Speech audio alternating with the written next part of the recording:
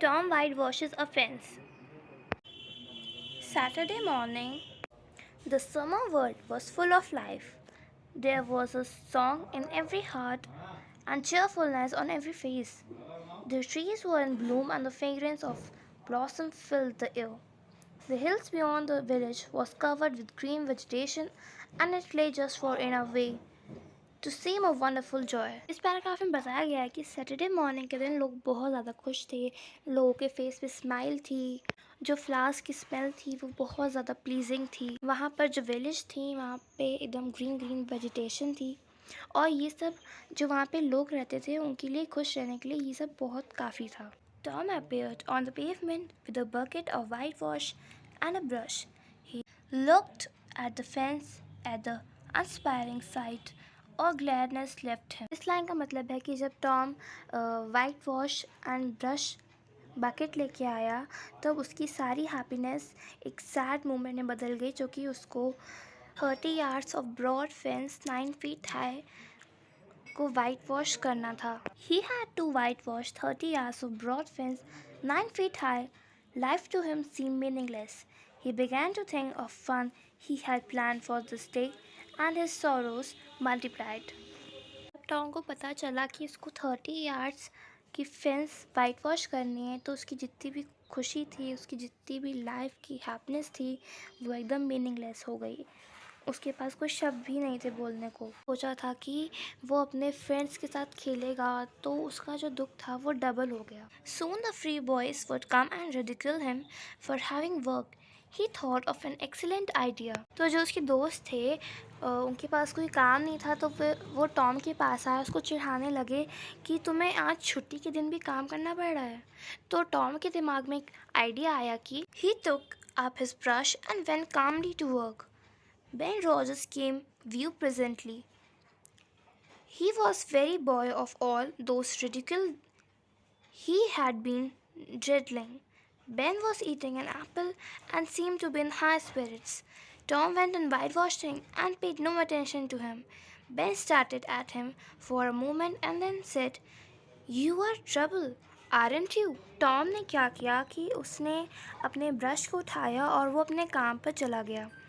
तो जो उसका दोस्त था बेन रॉजर्स, जो उसको परेशान कर रहा था कि तुम्हारे पास काम है इतना सारा छुट्टी के दिन भी, वो आया, उसने देखा कि टॉम काम कर रहा है, थोड़ी देर उसने देखा, उसको परेशान किया, फिर बेन जो था वो एप्पल खा रहा था तो उसने बोला कि टॉम तुम ट्रबल में हो ना, तुम परेशान हो। टॉम ने उसकी बात का कोई भी जवाब नहीं दिया। There was no answer.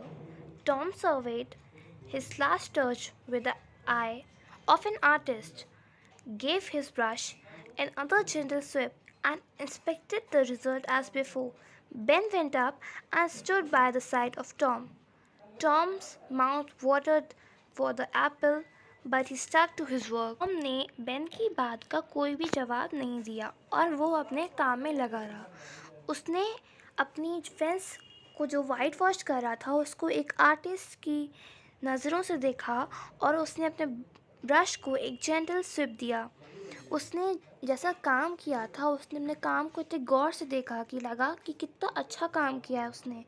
जो बेन था उसने क्या किया, वो टॉम के साइड पे जाके खड़ा हो गया। टॉम को बहुत ज़्यादा भूख लग रही थी। उसने बेन की बात पे कोई भी रिएक्ट नहीं किया। Ben said, "Hello, you have got to work." Hey, Tom turned around suddenly and said, "Oh, it's you, Ben. I did not notice." तो बेन ने टॉम से कहा कि हेलो, तुम्हें अभी काम करना है ना? तो टॉम ने पीछे मुड़ के बेन से कहा, बेन अच्छा तुम हो, मैंने ध्यान ही नहीं दिया। I'm going swimming, Tom, said Ben. Don't you wish you could come? But of course, you prefer to work, don't you? तो जो बेन था उसने टॉम से बोला कि मैं स्विमिंग जा रहा हूँ, क्या तुम्हें मेरे साथ नहीं चलना? पर तुम्हें तो काम करना है अभी। Looked at him for a while and said, "What do you call work? Why? Isn't that work?"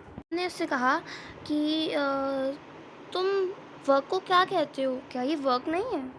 Tom resumed his whitewashing and answered carelessly, "Well, perhaps it is. and perhaps it isn't, but it suits Tom. उसने काम पे फिर से लग गया और उसने Ben से कहा कि ये काम उसे सूट कर. You mean to say, Tom, that you like it? The brush continued to move. Like it, said Tom. Well, I don't see why I should not like it.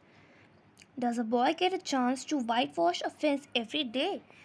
तो बेन ने Tom से बोला कि तुम्हें ये work अच्छा लगता है. तो टॉम ने वाइट वॉश कर रहा था और उसने ऐसे ही बोला कि तुम्हें नहीं लगता कि हर बॉय को वाइट वॉश करने का चांस मिलना चाहिए.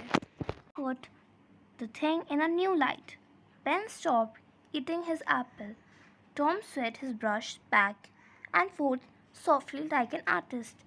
Then he stepped back to note the effect. से वो बात कही तो बेन ने अपना जो एप्पल खा रहा था वो खाना बंद कर दिया. टॉम ने क्या करा कि उसने वाइट वॉश जब वो कर रहा था तो उसने अपने ब्रश को एक जेंटल स्विफ्ट दी, एक आर्टिस्ट की तरह, और उस वाइट वॉश को देखा like an artist. Touch here and there and criticized the effect again. Ben watched every moment and got more and more interested. Presently he said, Tom, let me whitewash a little. वो Tom जैसे एक एक चीज़ white wash कर रहा था उसने एकदम ध्यान से देखा और उसने टॉम से कहा कि टॉम, क्या मैं एक बार वाइट वॉश कर सकता हूँ? How to consent, but he changed his mind. No, you see, Auntie Polly is particular about this fence. It must. कहने ही वाला था बेन से कि हाँ बेन तुम कर लो, जो कि वो थक गया था वाइट वॉश करते करते. और वो इतनी आसानी से मान गया तो बेन के अंदर कोई वाइट वॉश करने का. तो उसने कहा नहीं, जो आंट पॉली हैं वो अपनी फेंस को लेकर बहुत ही पॉजिटिव हैं. वो अगर फेंस सही से वाइट वॉश नहीं हुई तो फिर डांट पड़ेगी. Carefully, I don't suppose there is one boy in 1000, maybe 2000 who can do it the right way. Is that so? Let me just try. I would let you if you were me, Tom. कि शायद हज़ारों में या 2000 में कोई ऐसा boy होगा जो इसको वाइट वॉश सही से कर पाएगा. तो बेन ने टॉम से कहा कि अगर तुम मेरी जगह होते तो मैं तुम्हें वाइट वॉश करने का चांस ज़रूर देता.